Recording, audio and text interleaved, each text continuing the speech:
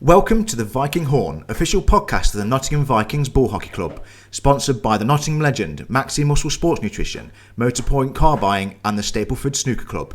You can find out more about our club on our website and on all social media. For YouTube channel viewers, you'll see the links on screen. Anyway, let's sound the Viking Horn.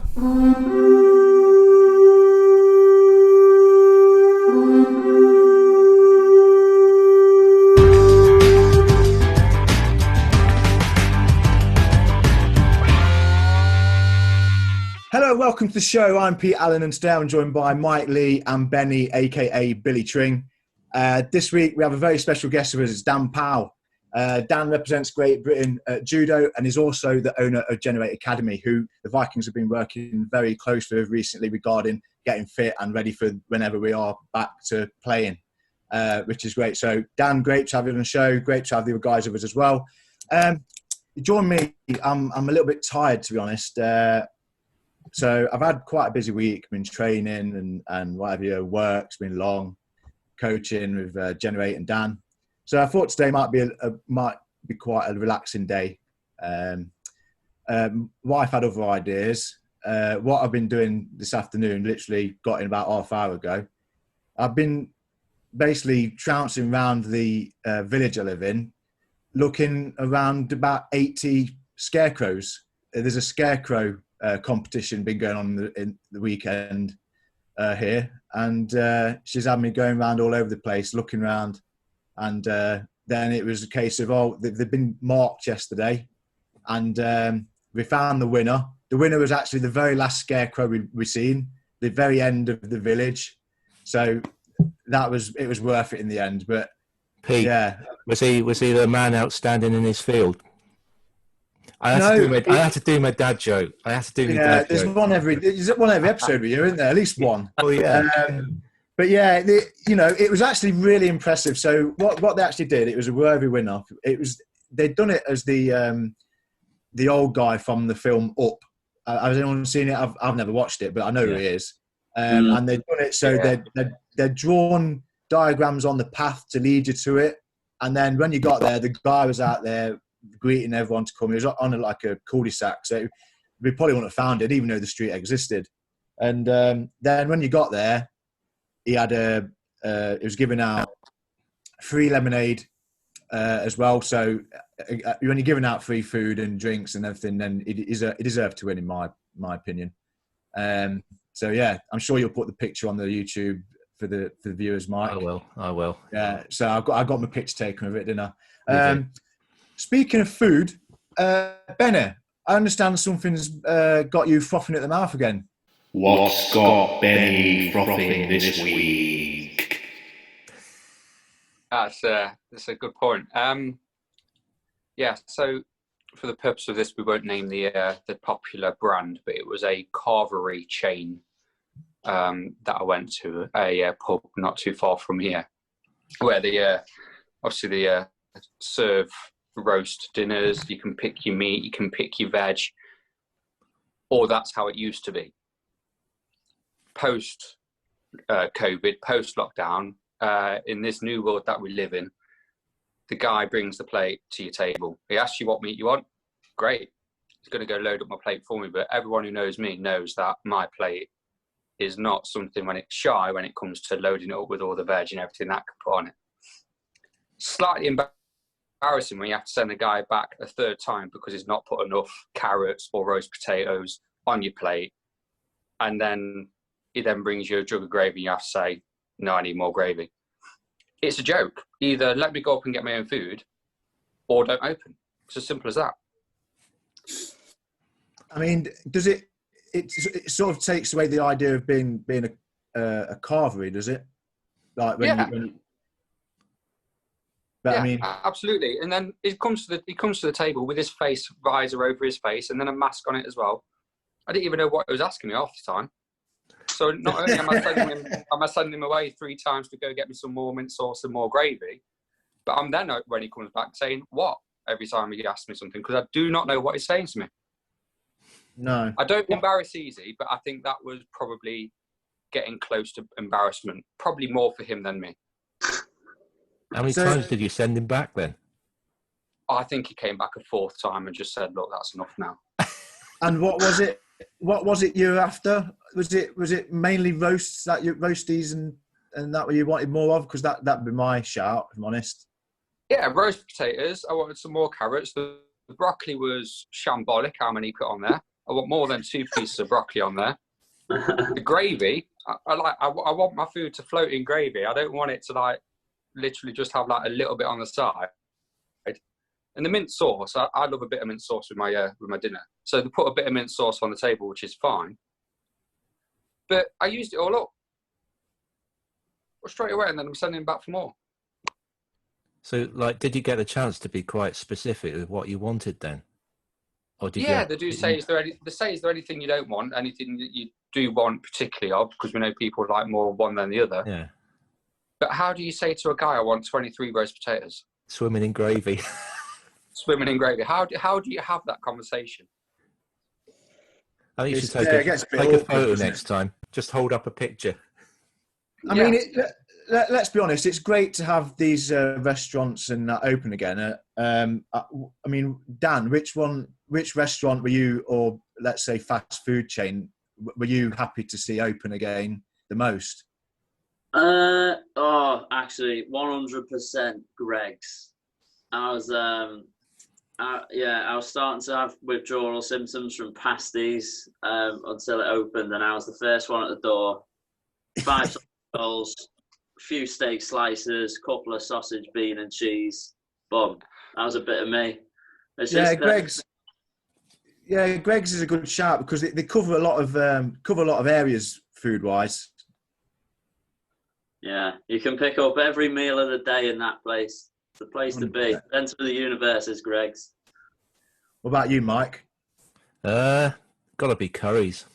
Got to be an Indian restaurant that's opened fairly local to me, and just being able to get a curry again, a decent curry again. Excellent. Benny, was this establishment you used the one that you were waiting for all that time, then turned out to be a massive disappointment, or was there something else you're happy to see the return? I'd say I was pretty happy to see this one open, but it's safe to say I won't be going back for a while, not until I can go and serve myself. I think the one I was really looking forward to opening again was Annie's. Yeah, getting a nice big fat burger. We went to Annie's, yeah. Well, a few of us went to Annie's, didn't we? Dan, was it your first time at Annie's? It was indeed. It was. That's a good old establishment, that one. There's that's one thing you miss out in Loughborough. There's no good sort of burger places around Loughborough. So it was worth the travel over to Nottingham, to be fair. Well, we did have Fenways, but that's since gone a downward spiral and is no longer with us. So yeah. Said everything you need to know. When you got a couple of yous as well, though, you got to take a mortgage out for that place. It's not worth it. It's not. That is true. Yeah. So didn't learn the lesson there apparently. So yeah. So bearing in mind, it's meant to be a sports podcast and ball hockey podcast, but we're going to keep talking about food. So on the last podcast, I revealed, obviously, I tried meatballs and pasta, or was it meatballs and spaghetti, for the first time during lockdown. And I thought about it, and there's actually something else that I tried for the very first time during lockdown, and it was up there with the best things I've tasted and I'll continue to have. Strawberry jam scones. Oh. Never had one. I'd never had one before. And are you saying because I said scones and not scones? There is that as well. It's a scone. Straight up. Oh, but yeah, but the thing is, after he'd finished it. Say again. It was gone after he'd finished it. It was gone after I'd finished it. Yeah. That's the second dad joke. That was worse than mine. The reason I use scone is because I say O as in O. I don't go oh. I don't go. It's not scone to me. But maybe it's to do with where you come from in the country. Is that after you've gone home? Yeah. Yeah, it's a good comeback, isn't it? Yeah, always up for debate them ones. But yeah, I had strawberry jam and cream on a scone, and it was amazing. But the thing is, my late granddad, he used to make me have one of these and tried to make me have one of these, I should say. And I always used to decline it. And I just Why? didn't fancy it. Why? I don't really know. I don't know, because he was one of these people who he said, "Oh, these things will put airs." What was the other one? Porridge. Never had porridge. It just didn't look good. And it's not that scones or scones didn't look good. I just never took him up on the opportunity to have it. And for some reason, me and my wife ended up taking part in quite a few of these afternoon tea things during lockdown, which it's up in the air for me. I'm not sure. They're great if you like cakes and a few sandwiches, but and I tried one and it was brilliant. And every time I go to Tesco's now, I grab other supermarkets are available, but I do grab some scones/scones with some jam and cream. So Which way round did you put the jam and cream? That's exactly what I was going to ask. I'm just bearing in mind they're from Devon, and there's a big debate between Devon and Cornwall about whether it's cream then jam. I've got to be honest. Is that correct? Cream then jam? Yeah. As it matters up here, but yeah, that'll do. I'd say so. I think you've offended Mike there. Well, you a jam and cream? Is that how it should be down? I can't imagine it. I can't imagine a life where that would happen. People say that the jam slips off the top of the cream if you put the cream on first, but I don't know. No, it didn't happen to me. It was fine the way it was. Anyway, welcome to the GNR8 Nutrition podcast tonight. So far, we've talked about meatballs, scones, just about everything. Yeah. I'm glad you enjoyed them anyway. Yeah, they're great, and I'll keep thinking. There might have been a couple more things, but like we said before, we might come up with something where I can try something new before we do every podcast, and I can bring a report of how I felt about it, and maybe we could do it live on the show. But we'll worry about that later. Right, I'm going to get onto a bit of sport, like a sporting sort of thing now. So obviously during lockdown and everything, and you're allowed to do, up until a point, you're allowed to do an hour's exercise, and now that was extended, so that was good. So my local, in the local area, there's like a whole bunch of running clubs, right? And the people that run these, the league, set up a thing online where what they did was they set you each member of a club, you could take part, and 1 week you'd have to run 10k or 6 miles, different lengths of a run. What they didn't specify was what run or what route you're meant to do. So in running, as you might know, you've got your people who are quite quick, probably your Dans of this world, who will be up there near the front and getting really good times. So let's say you're running 10k. And then you've got others who are just there for pure enjoyment, fitness, and they just enjoy going out running. They're not too bothered about getting an amazing time. But anyways, what's happened is there's been a bit of controversy in this, because I think how it works is your average time for your team and how many people do your team gets put, and then it's decided who's got the best average time, and then they win that week, whatever. There's been a bit of controversy because what's happened is, because there wasn't a set route,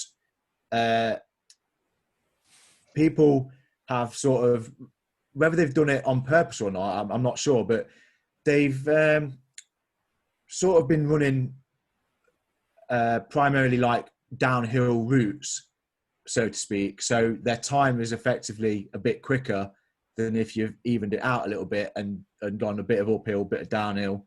Again, I'm not going to say that these people have done this on purpose. That'd be wrong to do that.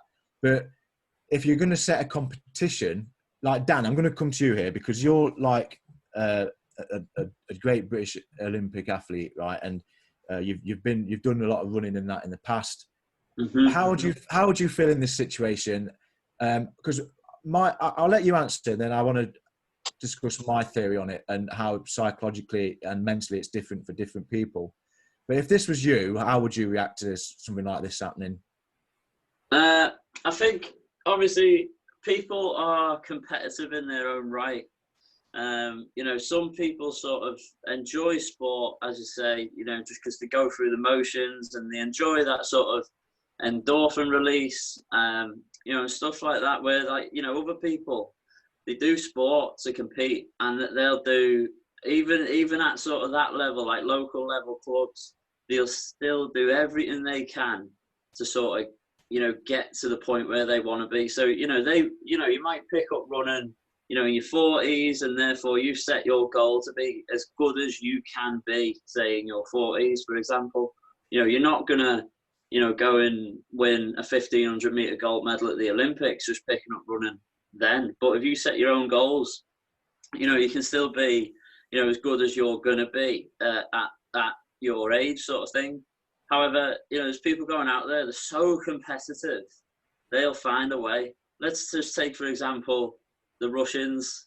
The Russians, for example, they've been notorious in finding a way to win, which is, immoral and whatnot. But people will always just try and find a way to win, because it's in some people. It's just, that's just what people are like. Yeah, and to be honest with you, you basically said what I think about the whole situation. And I think some people, especially those that are used to being competitive and being at the top of that, and have that competitive spirit, whether it's for a bit of fun or it is actually a really competitive event, that little thing's then going to spark them to be like, well, I'm not getting the results I deserve here because of this. And what's happening, that all that is that person's competitive nature. Let's not forget that they've not done anything competitive for weeks/months. So the first time they've got to do anything competitive and they feel like it's a bit of an unfair playing field, they're just going to say that is it an excuse? I think it's more a reason for them, and they want to win and they're very competitive. And I don't blame people for raising that concern. Whereas someone who just runs for their own personal enjoyment and to do their own personal race, so to speak, in terms of time, they're not going to be as bothered about that. However, someone who is used to running races when you're allowed to run altogether a 10K race, for example, they're used to being up near the front. And for them not to be that because of a reason, like if we were playing ball hockey, obviously we don't change ends. So just, this is going a bit crazy, but okay, ball hockey or even football, sometimes, if you're playing football on a Saturday or Sunday, the half that you're playing on a pitch where you're shooting uphill, you see that as a disadvantage. And if you, and it just goes to that sort of thing, and you bring that up at the end of the game, it's like, we played against the wind in the second half, and it did us. And that's why, just little things like that. If you're competitive, I feel like you come out with different stories than if you were not as competitive. I think the thing is, Pete, I mean, whilst we're in lockdown and there's obviously ways and means that you're doing some of these sporting competitions, it does rely on trust, obviously. Yeah. But really, the person you're cheating is yourself. Because if I'm not saying everyone that's, say, done a downhill run has done it on purpose, but if you were doing that by design to improve the times and maybe your ranking or whatever, you are just basically cheating yourself. And when lockdown finishes, you're going to get found out as well, aren't you?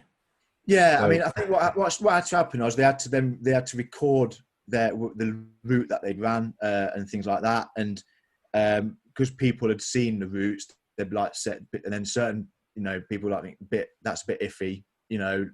I've gone up and downhill where you've run primarily a downhill route, so your race is going to be run quicker in theory. But then there's so many things you can think about here, like where that person lives. Is there many uphill? Is there much? Is it more level than up? Are you going to drive somewhere just to do this? There's all sorts of things. But I just think it's plainly down to a competitive mentality. Like, how competitive are you? Are you doing it for yourself, or are you doing it to actually win this event?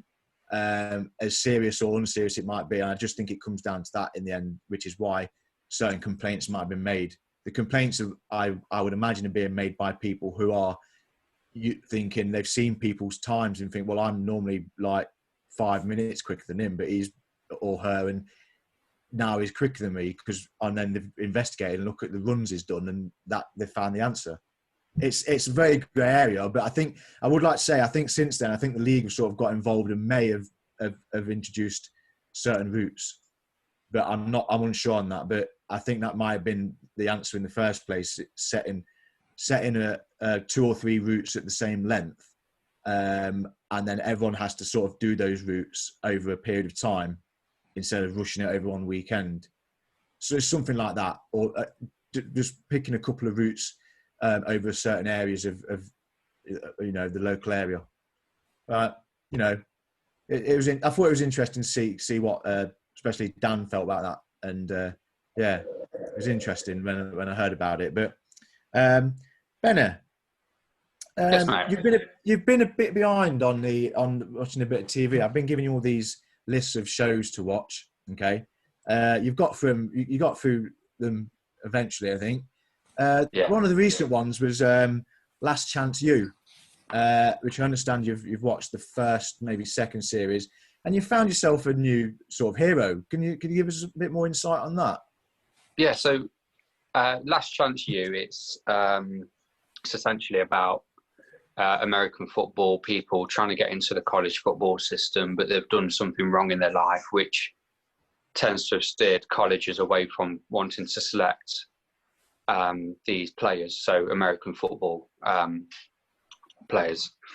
And if you think about American sports, everything is much bigger over there. It's much better. The coaches are much louder over there.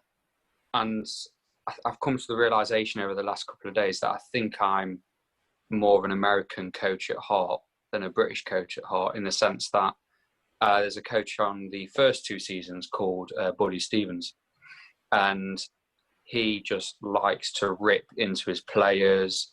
He isn't afraid to say what he thinks. He will tear them a new one.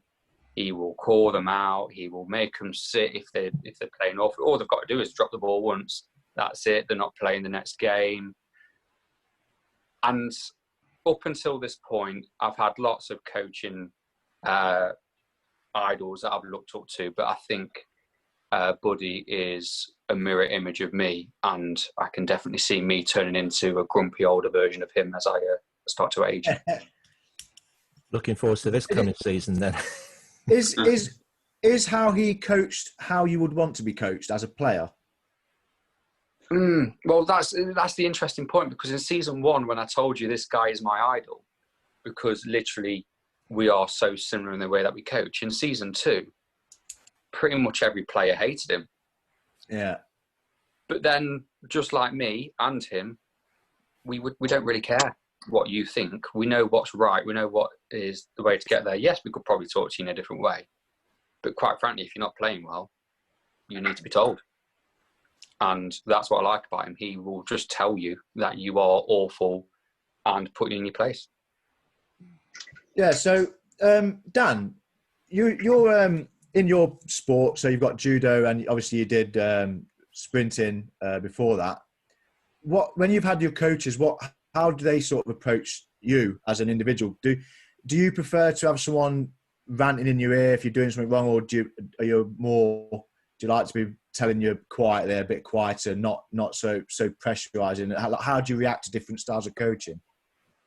Yeah, my coaches have always sort of managed me quite well, especially in judo. So obviously judo is a combat sport where, you need a little bit of a sort of screw loose to be going into a fight, because you know you're going to be fighting this guy who's going to be trying to, hurt you as well as you're going to be trying to hurt him, sort of thing. So, especially with judo, like I've got, a lot. Well, when I was younger, I was a hell of a lot worse. Where it was, I was always well up there. I was like, redlining. Before I'd even get on the mat, I'd be like, foaming at the mouth, sort of thing, ready to go. So, like, my coaches were always there, really, to go, right, come down, because like otherwise, you're so sort of aroused, I suppose, is like, not in that way. You know, you sort of like Whatever works. Going into a fight is a bit odd. Didn't see that in Karate Kid, did you? especially like the big roughing geezer, like, but you know, when you're like that sort of over the line and you're just like, you need pulling back a bit, you know, sometimes, you know, that was the best thing for me. Even, but nowadays, now I'm a bit more mature. You know, any fight I'm going into, I'll be so relaxed going into it, and then I'll just hit that line. So it's basically when you hit the line, that's like coming out of a tunnel for like a football match. So I come out of the tunnel and I'm so set then. I won't say anything else from then. It's like, you know, my coach gives me a good like slap down. He slaps you around the face, slaps you around the back, slaps me, you know, across the legs, and he's like, all right, go on. And it's just having a routine and then going into it, and then every fight, you know, is different sort of thing. But yeah, coaching wise, you know, I do, when I was younger, I think there's a place for sort of younger developing athletes where they need that, you know, that shouty sort of character in terms of like, you know, you could, you know, that motivator. But then it depends, it totally depends on what sort of the individual needs on that day, especially when it comes to sort of amateur or professional sport. You know, a good coach will read the situation. So like a coach will go, right, he needs upping, you know, or he needs pulling back down, you know, or, you know, and stuff like that. So, you know, and there's a time and a place as well, like in training, like coming up, gearing up to a fight, like a big competition or something. For me, our training centre, you'd think it was kicking off because all the coaches are stood round you like a bully circle almost, you know, and they're on you and they're getting people just to fly at you and try and hurt you. But it's that, and then like, you know, the bell goes and it's like, you know what, well done, you survived that, well done. You know, you've got that sort of, you know, it's a totally different spectrum. Like, you know, you can't, I feel like if you're just that hard ass sort of demand and respect sort of coach the whole time, and you know, you never quite get that personal level with your players, I think there's something lost there as well. So I think probably, I've not seen this Last Chance U, but it sounds like he probably lost the dressing room in the second series. Yeah, I think definitely did. Yeah, there's a couple of instances where it did. I would actually recommend watching it, Dan. It's quite an interesting one. And there's a third series, I think, starts this weekend or Monday, I think it is. But it's a good watch. There's the first two series for the one team, and there's two series for another team with, I think, a very different sort of coach. He is very different, and I'm still unsure on who I prefer as my coach. And the way I agree with you there, Pete. I know I've noticed. I've just got started on the part 3, so the second series, and I just watched him coach his first game, and he went into the game not knowing any of the plays. He just went, I feel like I'm good enough to just wing it on the day. Yeah. And it ended up like his own quarterback and say, I'll call the plays because actually you're not that good. Yeah. And all he keeps saying is, it's on me, it's on me. And yeah, it's great that he takes ownership, but he's not even prepared. Whereas Buddy was prepared, but he didn't have the people skills.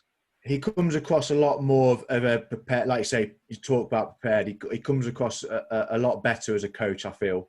And I mean, I don't want to ruin it for, like, say, Mike. I'd recommend it to you as well, and Dan. I just think it's interesting the difference in the two coaches. I'm interested to see what this guy in the third series is going to be like. So it's definitely worth the watch. Mike, just quickly on you before we move on.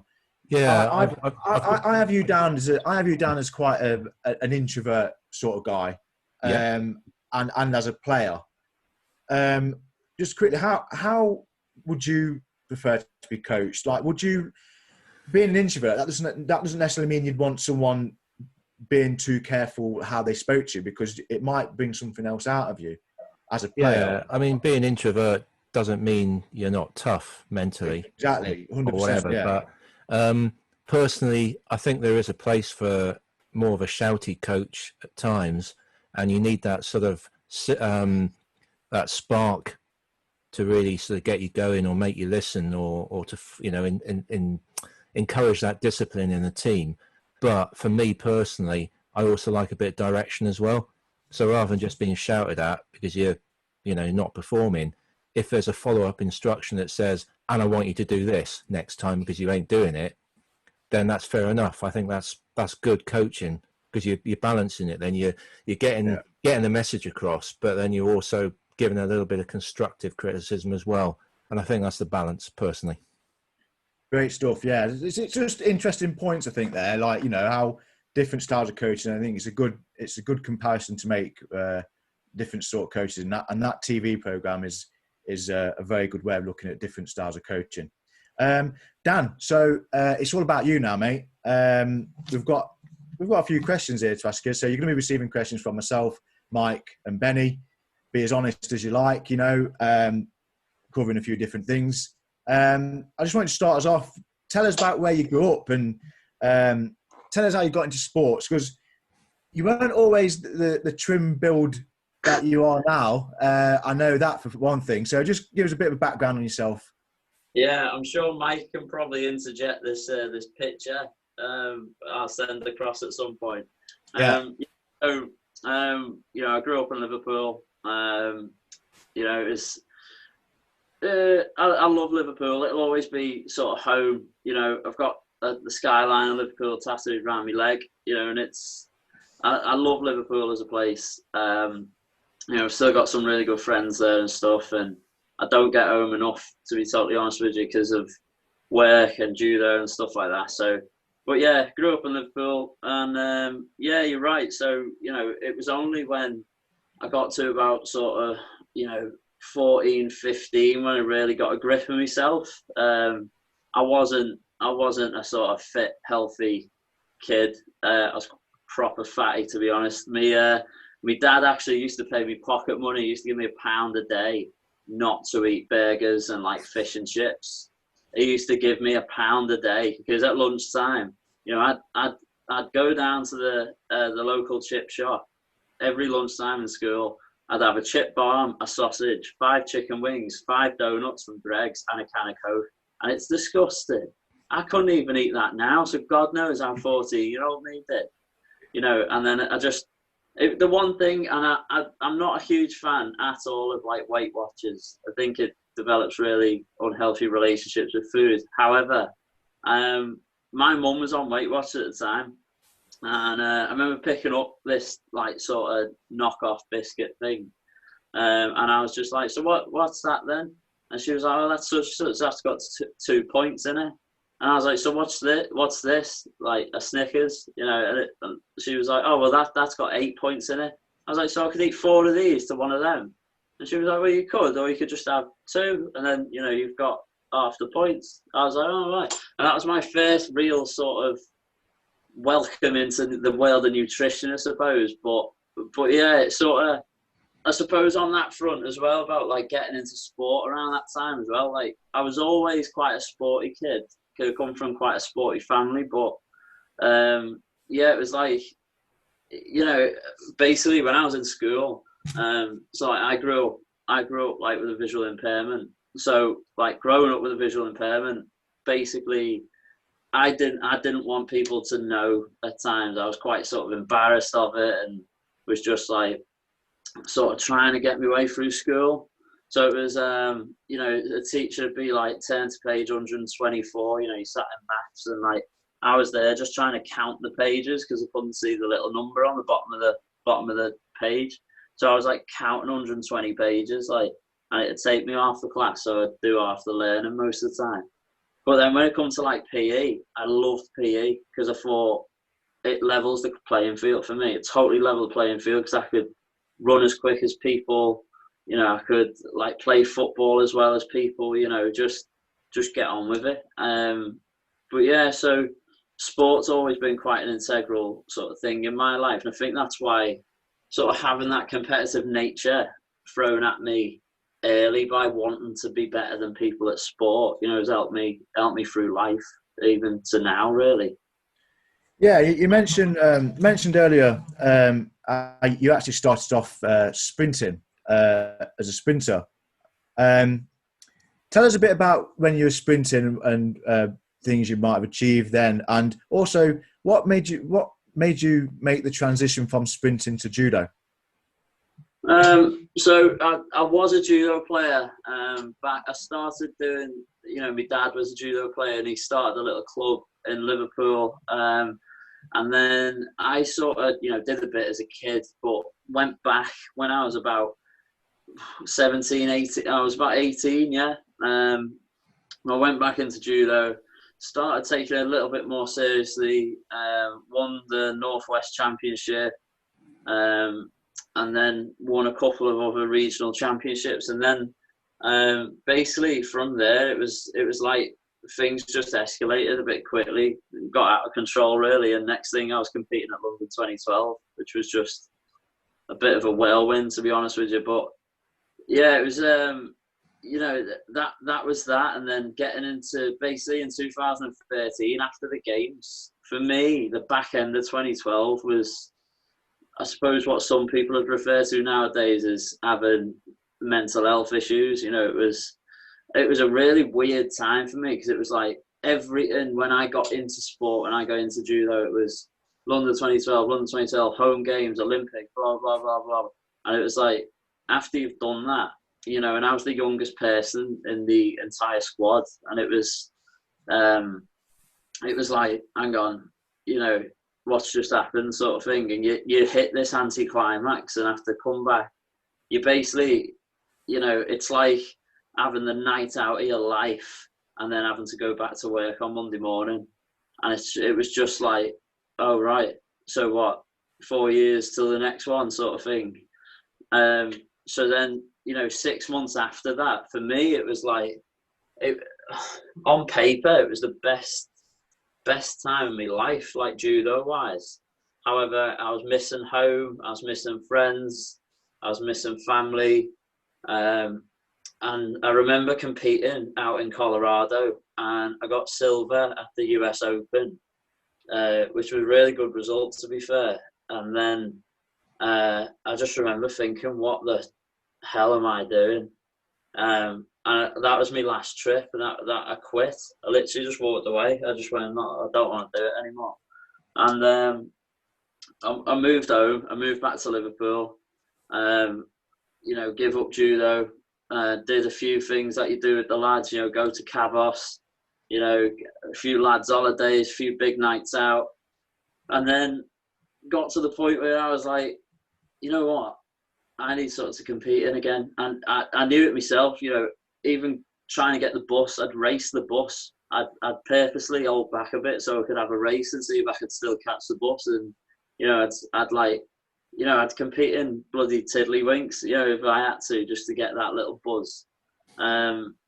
So the only thing I could get to, because obviously I don't drive, the only thing I could get to on bus route was the local athletics club. So it was Liverpool Harriers. I went down there and, really started enjoying sprinting. And then within sort of 4 months, so it was like the back end of 2013 at this point, I broke the visually impaired British record in 3 different distances. So it was like, I'm all right at this, sort of thing. So, it was, that was sort of how I got into it. And then, I know I've still got them titles now, to be fair. No one's beat them yet. I might go and beat them myself at some point if I've got any time, but... Why not? Why not, eh? So just to clarify, so you did start off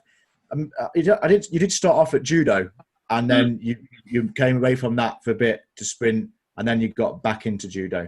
Yeah, it was only, so basically in 2016, I missed out on making the team for Rio. I got the phone call on the day to tell me I was reserved, which is the worst phone call, because your phone rings, you see it's the British Athletics manager ringing you, and she tells you you haven't made it just, and I was ranked 7th in the world at that point. But, because of the depth and the strength of our squad, I just didn't make it. They just seen that as, I'm 4 spaces away from a medal. So, yeah. And I was gutted. I really was gutted, but you know, fortunately enough, I still got to go over to Rio and you know, experience Rio because I managed to get a job with Microsoft at the time and doing some research stuff over there. So you know, that was great to have that experience. But I also remember I got a ticket to the closing ceremony, and part of that was there was like a big showcase for the next games, and there was like, you know, this thing about Japan and Tokyo. I remember sat there in the stadium, and like it all went red, and like, you know, it was all like this big Japanese display, and I just thought, I'm having that. I'm definitely going to that, you know. And you know, I've got myself in a position, obviously, where I have qualified, you know, for the foreseeable games if they happen. Fingers crossed. So yeah, definitely. Oh. So you mentioned that you've obviously been in the Olympics. Can you explain to us what the average day-to-day running is for yourself? Like, what is it on the build-up towards the days? What happens during the day? What's the locker room like before you're about to go out and have a fight with someone? So 2012 was very different to any other competition or any other games I'm ever going to compete at. In 2012, it was a bit of a blur, to be fair. I remember, you know, weighing in that morning and feeling terrible as always. I remember like I actually don't remember my breakfast at all. Can't remember what I ate that day. You know, and I don't remember getting to the venue. I don't remember warming up at the venue. Don't remember anything. And then I don't even remember walking out for my first fight. I remember coming off the mat in my second fight and thinking, you know, what is going on here? Like, you know, there's 15,000 people in a stadium, and like they would actually shouting, "Let's go, Daniel! Let's go!" And I was like, "Who's Daniel? That's not even my name," you know. And like all these people are just shouting and like made up, you know. And then when it came out I was in the repechage final against the Cuban guy who was the current champion. I came out and I looked at this guy first and foremost and was like, I'm not fighting him. He is massive. And like my coach was just like, you know, you both weighed 81 kilos this morning. And I was thinking, well, he's had 8 hours to put that over 7 kilos back on now. Like, you know, I was only a 20-year-old lad at this point. And yeah, and this, you know, I remember walking out of that point, and even now, like, you know, you can see me, like the videos on YouTube, and you can see me just laughing to my coach, and I'm just like, what is going on? And I said to him, I was like, this is a bit bigger than the Kent International, isn't it? And he was just like, can you just concentrate, will you? And I was just blown away by it, you know, as probably, you know, most young lads my age, because as I say, like, everything happened really quickly. Everything happened from, you know, I remember sitting in sixth form, you know, sitting there wearing a bin bag because I was sweating down for a fight. And, you know, less than a year and a half later, you know, I was competing at the games. You know, it's just mental. Yeah. That probably links quite well into the next question, actually. And we invited people to ask questions on social media as well. And this one's from Facebook. So I'll read it out. How important is a mental, positive mindset going into fights, and how does it compare to that of, say, physical ability? I think, you know, you see this a lot actually with you see it a lot with boxers in terms of, you know, a fellow Scouser, Tony Bellew, when he was fighting the other divvy, what's his name, David Hay.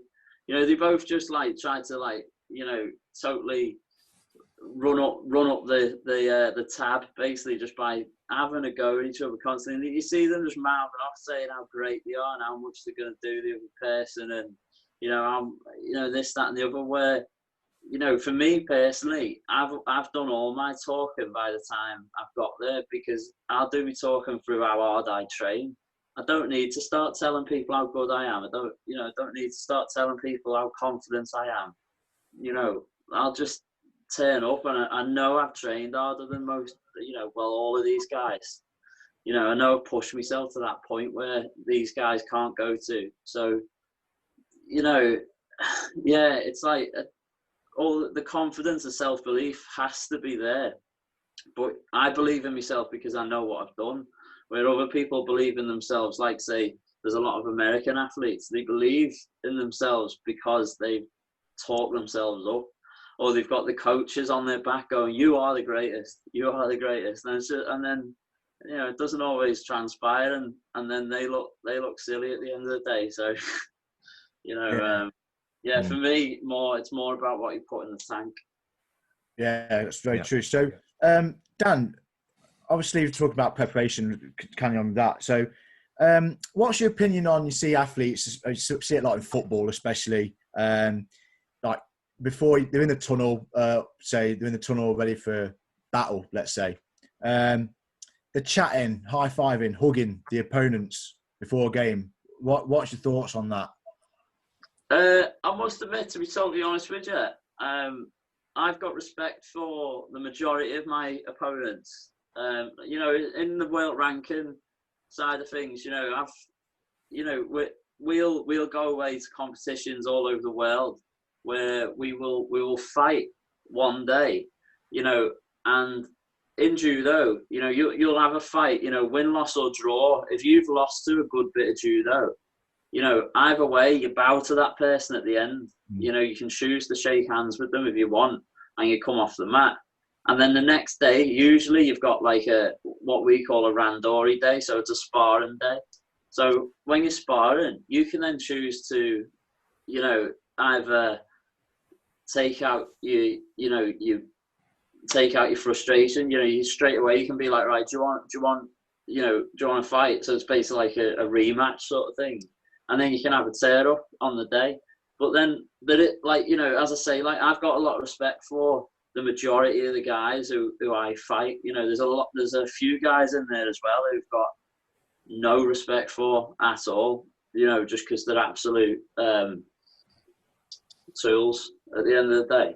You know, and I don't like them, and every time I do fight them, I try and hate them, you know, because they've tried to do that to me at some point. So, you know, but it's, yeah, like the whole respect thing. Like, I remember years and years ago watching Everton United, and Phil and Gary were stood right at the front, you know, and they wouldn't look at each other. They wouldn't go near, and they're brothers, you know, they're both captaining their teams, you know, both terrible teams, by the way, you know, and both terrible people. However, you know, they you know, they're just, you know, that's just like how some people are. You know, some people, you know, would prefer to sort of be dead relaxed going into it. Other people look at it like a war, like a battle that's going off, you know. But I see it from both sides, to be fair. Yeah, so you touched on a bit when you go off on training camps there. Based on stories you've told me before, it is known to get a little bit spicy at some of your training camps. Just share with us a story or two about where you've been involved in that sort of thing. Just for training. It's like when you go away on training camps, it does, you know, like when we're training all together in Birmingham, you know, you've got your different squads. You know, you got your junior squad, you got your women's, you got your men's. You know, you've got different pods of friends. You know, you've got different things going on. And then it's funny actually. Like, as soon as you get across the border, everyone becomes one. You are Britain, you know, and everyone's got that flag on the chest. And everyone's like, you know, I've been to some training camps. I went to a great one last year. It was nearly a year ago now, actually, in Paris, where, you know, there was a Russian guy on the mat, and he was basically dishing out headbutts to people, which, you know, it's frowned upon. And you know, basically, you know, it all just kicks off. But you're kicking off because, you know, your mate's gone down or something like that. And, you know, as I said before, it's a combat sport where, you know, and it's an individual sport. However, you know, when something's happening, when your teammates meet you, that's, you know, it almost becomes like a firm. Like, you're away in Paris, you're away in Asia, you're away in, you know, in Africa somewhere, and you become like, you know, Green Street. It's just like, you know, it starts like kicking off, and you might not even be friends with these people, like, once you're not, like, you're on British soil. But when you're away, it's like, what did he just say to you? You know, it's just yeah, it gets a bit unruly at times. But, that's the sport that I'm in. I think every sport's got a bit of that in it, that camaraderie sort of thing, especially in team sports like yourselves. I think, you've got to see yourself as, you're not just an individual, because if you see yourself as an individual in a team sport like yourself, it's then, it's all right, someone else will get it, or someone else will cover, or someone else, where really you should be like fighting for each other and that band of brothers, which is one thing that we've got really well in judo. You've got that I'll fight for him. I'll fight him in Birmingham, but I'll fight for him when we're out over in, Japan, Paris, wherever. So yeah, it's a good little, it's good fun when we're away on camps. It can kick off like. So talking about the team mentality and sort of bringing it back to the Nottingham Vikings, really. GNR8 and yourself have been helping us with fitness and training the last, probably a couple of months now. So what's been your impressions of the Vikings so far? You know what? It's great to see such, and let's say, eclectic group of lads. And, it's obviously you're all sharing the same passion of like doing like the ball hockey, and you're all doing it at different levels and for different reasons. But, you're all share. And, recently, like within, it was last week actually, we did a bit of boxing for fitness. And, for this week, we've been learning a few of the, like the movements and stuff, and, the punches and different things like that. And then, this week, actually letting us unleash a little bit on each other.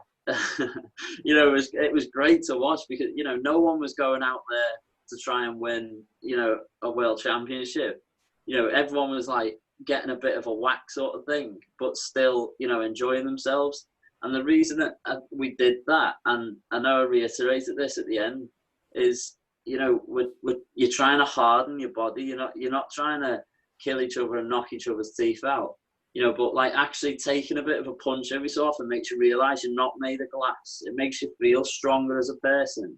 And then once you get out on the court, whenever you do, hopefully that'll, cross over onto the court as well, so you can get involved in them tackles a bit more. And, and yeah, it's great, seeing the Viking lads, you look after each other, especially in that sense.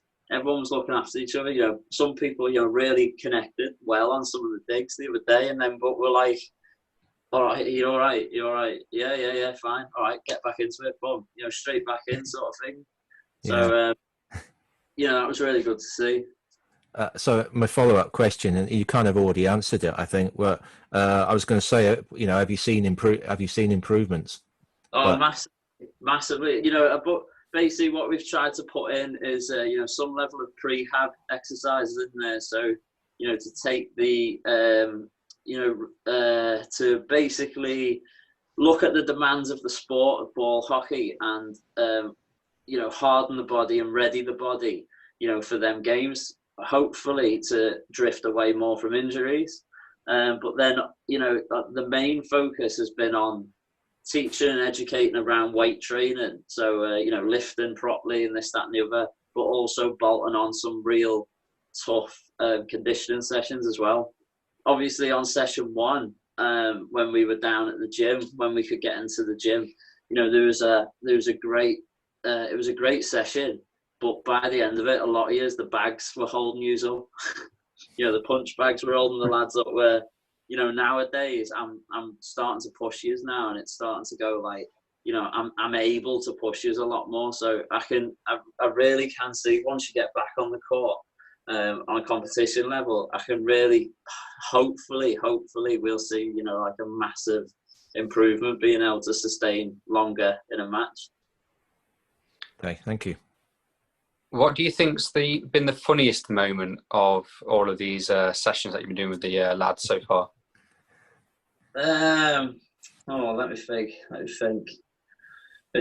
There has been some comedy while we've been out there.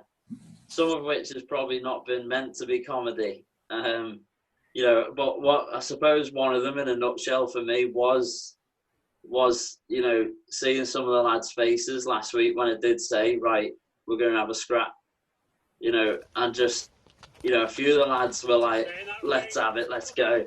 And then you got a few of the lads who were like, hang on a minute. Like, I know Pete, for example, like, Pete trains with me, 1 week on, 1 week off every single day, and he said the other day, he said on Wednesday when we were out training, I've never ever hit anyone before. You hit a punch bag, you never hit anyone. And it's just like actually being able to physically, you've got gloves on and that, physically hit someone. It's a completely different thing. But yeah, I think the funniest thing for me was watching some of the lads be like, is he being serious? Like, especially Walter, for example. I think Walter, he thought I was joking on Wednesday, and then he soon come round. He was amongst it as well, to be fair. So obviously you've been working hard with the lads, trying to get them all game ready. Can we expect to see you at a game, like reaping the rewards of your effort you put in as our number one fan? Yeah, 100%. I'll need one of them big foam fingers at some point. Cowboy hat or something. I'll be all over that. That'd be good. I'm really looking forward to it, to be honest. Good old road trip up to Sheffield. And no, I'll be well up for that, 100%. Fantastic. So we've been talking a bit about Generate, and appreciate quite a lot of people maybe watching this podcast might not have heard of Generate before. So really to sort of give you an elevator speech, if you had like 5 minutes now to talk about GNR8 Academy and tell us all about it and what it's about, over to you. What would you say? Cool. I'll try and sum it up in 2 just for you, Mike. Okay, so I don't have to edit it. A year ago, the GNR8 Academy started with a huge project to get as many kids off the street and into New College in Leicester to enjoy 3 days worth of sport.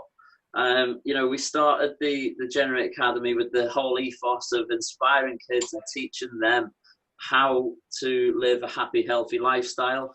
We don't just focus on the physical aspect of people's life, but also try and teach kids about, a healthy mindset, good mental health, and also social well-being as well, giving them a professional and safe place to train.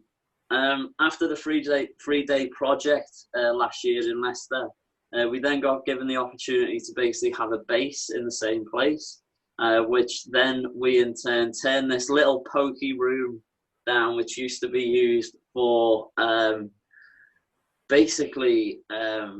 doing some level of gardening skills. We then turned it into a boxing gym. The boxing gym went from strength to strength, really, and we were getting up to 45 kids on a night over 3 45-minute sessions, which in turn, we taught them not just, once again, about the physical fitness, but we taught them discipline, which, in an area like New Parks, for example, discipline is a real big thing that's probably lacking in with a lot of children. But as a mild-mannered Scouser, I was in there ready to go to enforce some discipline on these kids. Since that, we've gone once again from strength to strength, really. We hit the lockdown period, and it was quite devastating for us because we were just about to launch bigger and better projects, and more nights of boxing, and different ball activities as well, one of which was hopefully going to be the ball hockey. And then unfortunately, we got hit with that, like everyone in the fitness industry did. But now the lockdown period has actually given us a new refocus. And we've got Pete, me and Pete are working in a really good partnership with another young lad called Harry, who's doing an apprenticeship now with us at the GNR8 Academy. And we're basically going mobile with some of our sessions.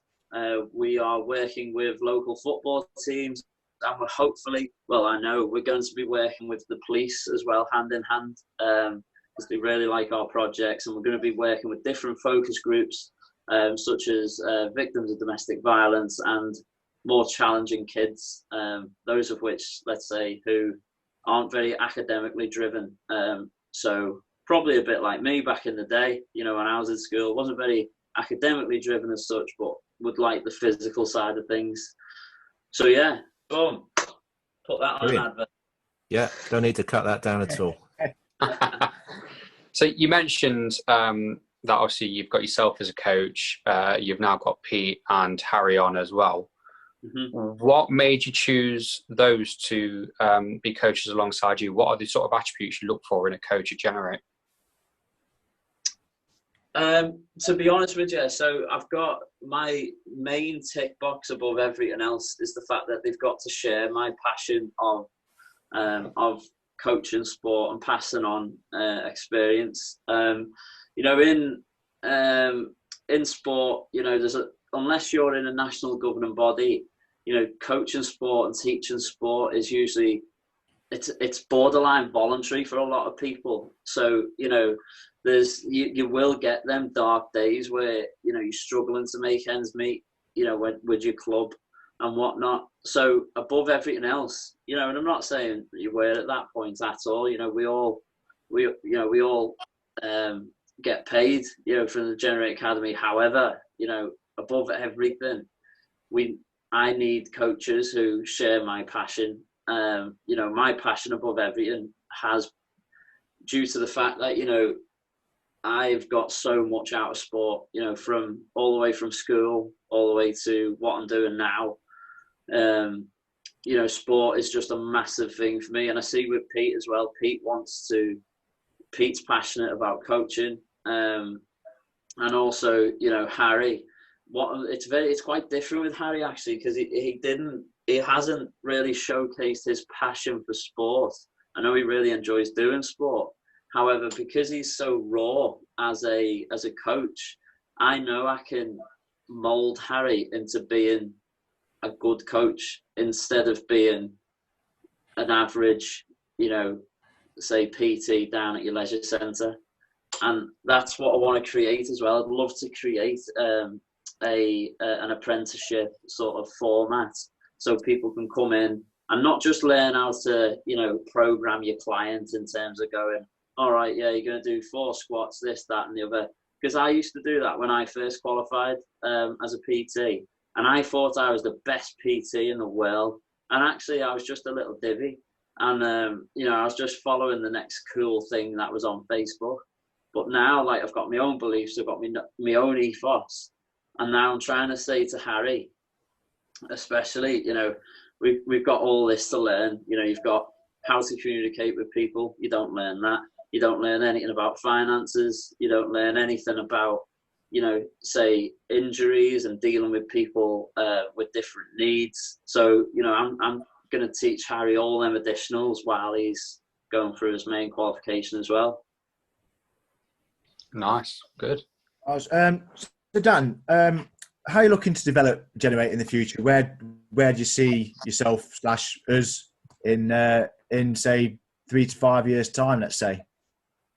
If we say in 3 to 5 years, what I'd love to have is one club, one hub in every sort of major city in the East Midlands, really. So, you know, Nottingham, Derby, Leicester, and then coming down to like this level of Loughborough, for example. You know, I'd love to have a club operating under our banner as maybe a franchise of some sort. You know, you never know. However, at the moment, for me, on a short-term goal, what I'd love to have is we've got our base in New Parks. I'm relatively close to potentially having a base in Loughborough, which would be iconic, really, because of the prestige sort of sports, you know, area as such. You know, we'd love to be in Loughborough. We'd really would, and it's home for me as well at the moment. And you know, I'd really like to serve the people of Loughborough. But also on that front, you know, I'd like to keep our bases where they are, but also reach more and more people by potentially going mobile with what we do.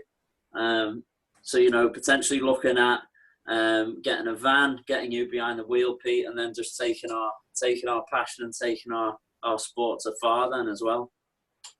Fantastic.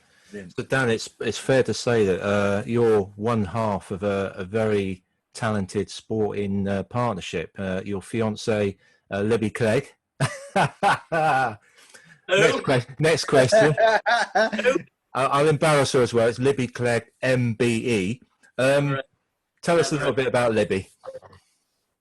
So she's a bang average athlete. We said you'd say that. Who'd win at sprinting now? Oh, she can't hear me down here. I'm in a safe place. Oh, she's she's obviously, she won 2 gold medals in Rio, which wasn't bad.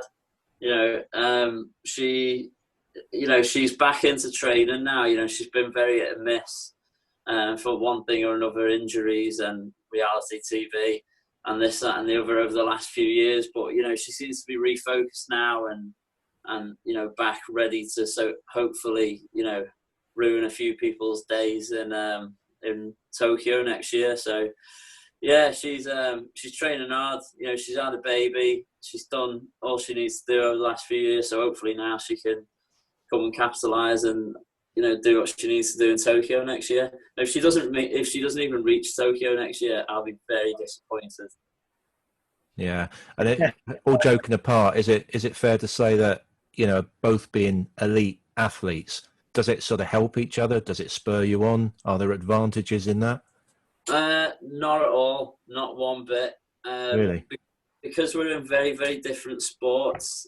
So hair training couldn't be any different to mine if you tried. So like hair training is very sort of quality based in terms of you'll run 150 meters probably 3 or 4 times with 15 minutes rest in between each rep, and then she's done for the day, and she might break a sweat if she's lucky, where, I'll be having 12 5-minute fights with people who are trying to rip my head off.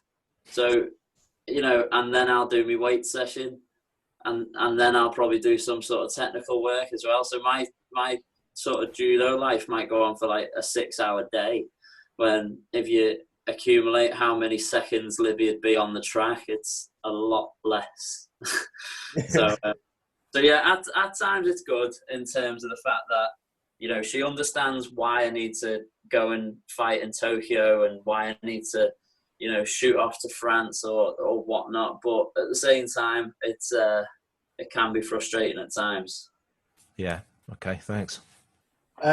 So sticking with Libby, but on your own sort of experiences now, you got some decent airtime while supporting Libby on the on Dancing on Ice this past year. Tell us about that experience, because I know there's one experience you had which brought back the kid in you with someone that you met on Dancing on Ice in the crowd. Yeah. So tell us about that. I assume we're talking about the Chuckle brother.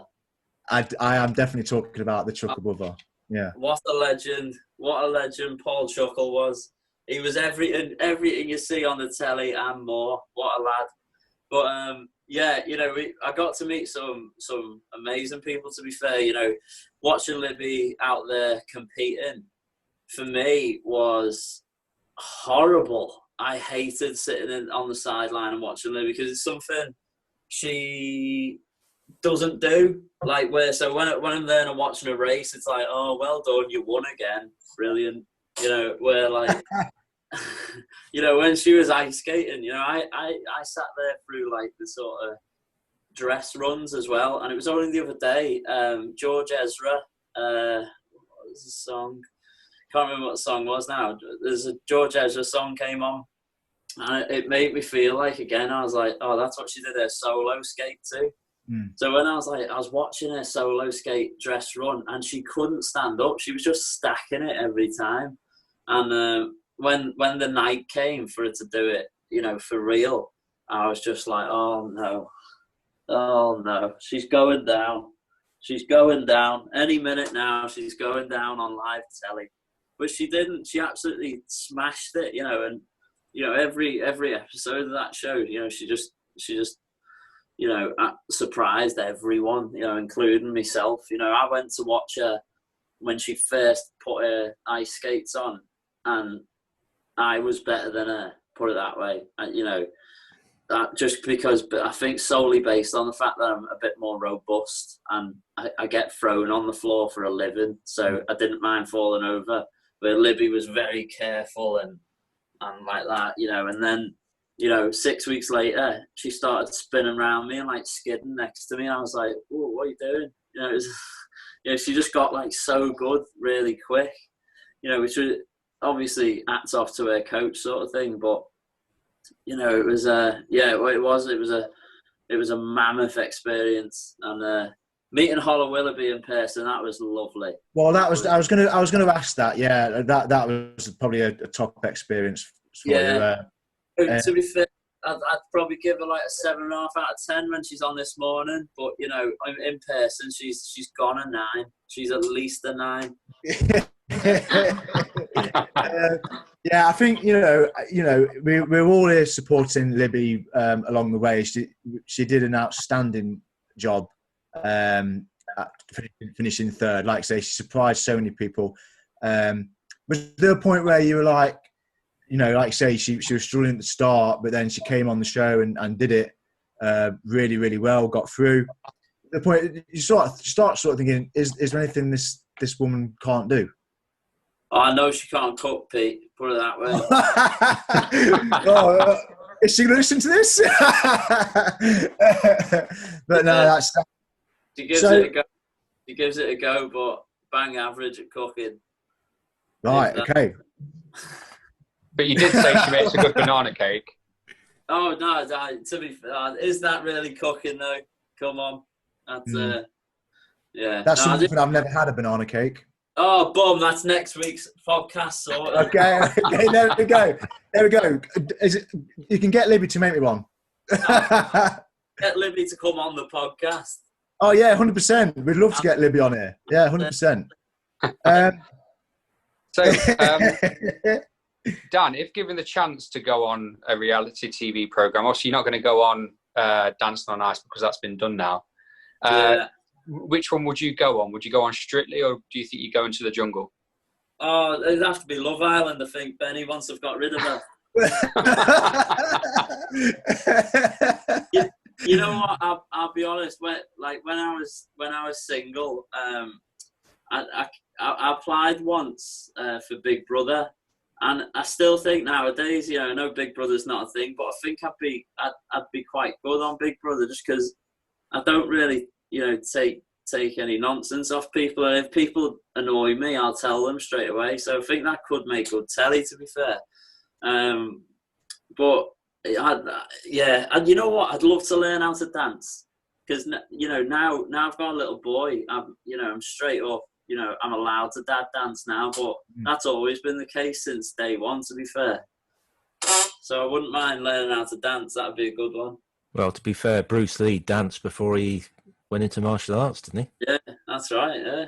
Yeah, and you just touched on Edward, your little boy there. I mean, what are your hopes and aspirations for him, like as a parent? So obviously we all want the best for him, but do you think he'll become? I've seen him obviously out on, I think it was Thursday, when we had the boxing outside at the Circle in Loughborough, and he was eager to get a few punches on those bags. Is that something you're looking for him to get involved in down the line? Well, he's 15 months old now, but if he doesn't make like the 2028 squad, I'll be very disappointed in him. He may no longer have a roof over his head at that point. Is that what you're saying? He's got to pay rent somehow, hasn't he? So he'll be mature and well then at the age of 9. So he just he's got, obviously, me as a judo player, Libby as a sprinter. His uncle's a world medalist in swimming. His other uncle's a Paralympic medalist in swimming. His granddad is a 2-time judo medalist in the games, and so and he was born at a year where Liverpool won the Champions League.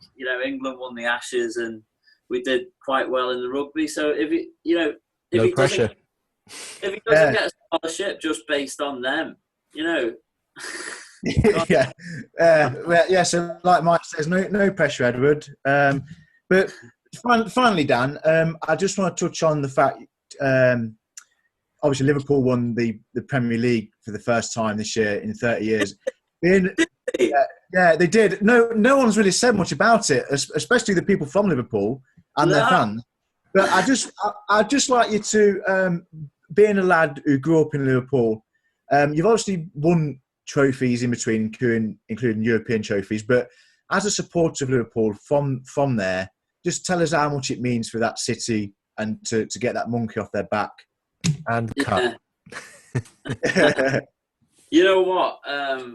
Obviously, like I waited 14 years to wait and see Liverpool lift the Champions League when Stevie G lifted it in Istanbul, and then it was another 14 years that we waited till Henderson lifted the cup a couple of years ago, and then it was 30 years. So I have never seen. I'm 29 now, and I've never seen Liverpool win the league. FA Cups, Worthington Cups from back in the day, and things like that. We won it all, but the league was never Liverpool's to win.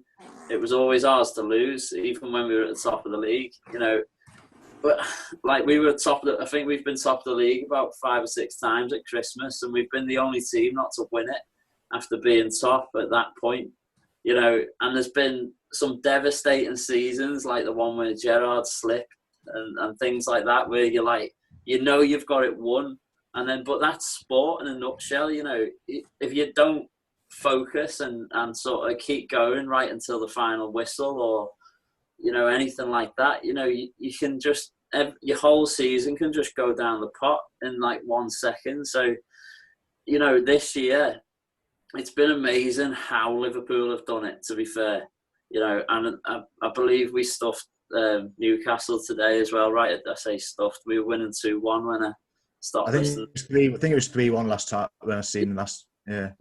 Which it's once again like a great result, and we've done really, really well this year. And yeah, I watched it. I was sat up on Thursday, Wednesday night. And it did get me, to be fair. I had a little emotional sort of sat in the living room on my own, and I was just like, we finally done it. We finally won the league.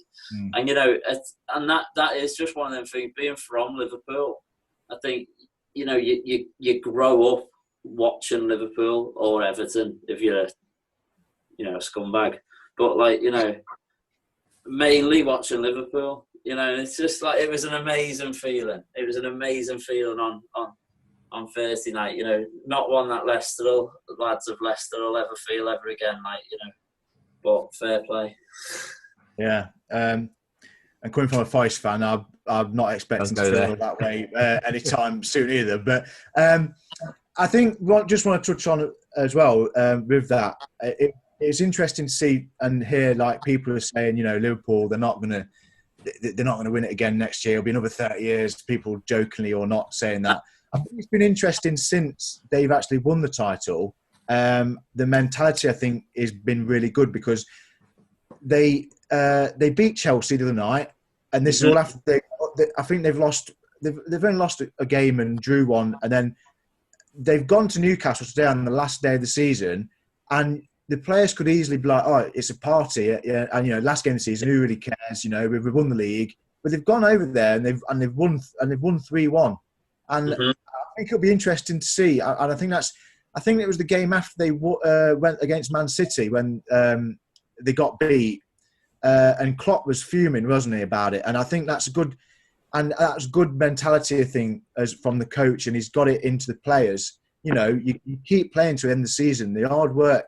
And then you send a message out for the next season, that we're still going to keep playing. We still want to win games. I think that's really important, and it'll be good to see how Liverpool perform next season with that mentality, because that might help them.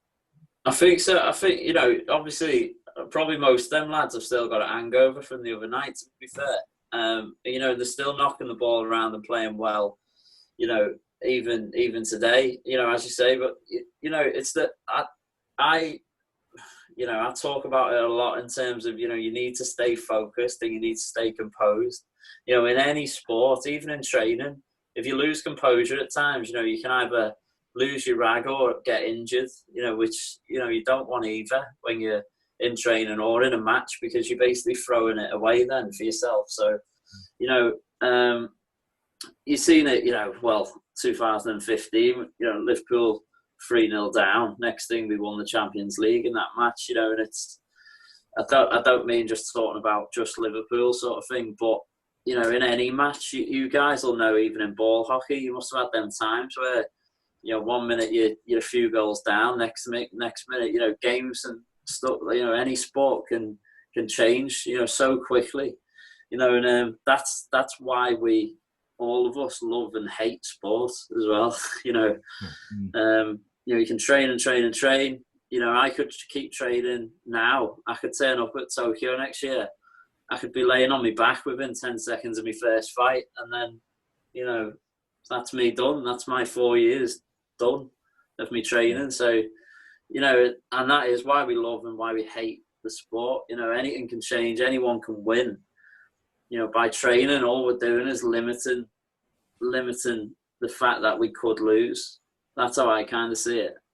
Yeah. Look, Dan, I think the other lads will agree with me as well. It's been a fantastic interview with all the detail and honesty and some great insights into your mentality going into your sport. And I hope, people listening to it can learn a thing or two. I'm pretty sure that they will.